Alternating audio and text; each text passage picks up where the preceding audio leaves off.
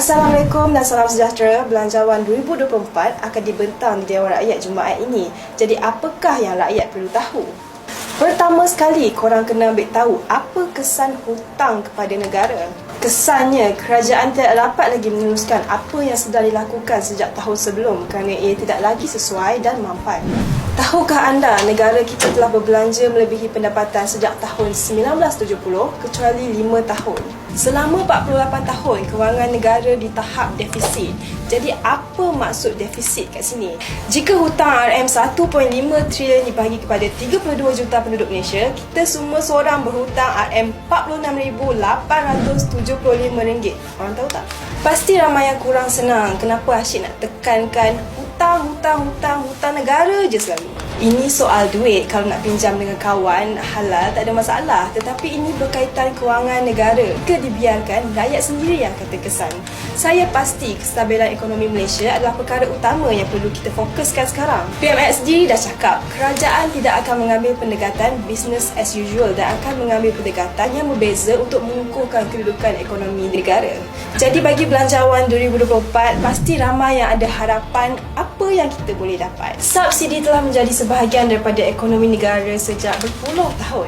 Bagi setiap ringgit pendapatan yang dikutip kerajaan pada tahun lalu, 30% disalurkan kepada subsidi.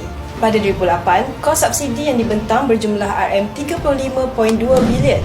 Pada tahun lepas, ia meningkat kepada RM 67.4 bilion. Ini menunjukkan peningkatan hampir 2 kali ganda.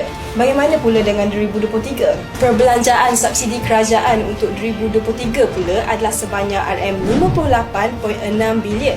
Walaupun ia lebih rendah berbanding peruntukan 2022, jumlahnya masih besar. Sekarang ramai resah disebabkan perbaharuan sistem subsidi yang akan dilaksanakan. Faham dulu, bahagian paling besar ialah subsidi bahan api dan elektrik. Dua sektor ini menyumbang RM 60.6 bilion atau lebih pada tahun lalu.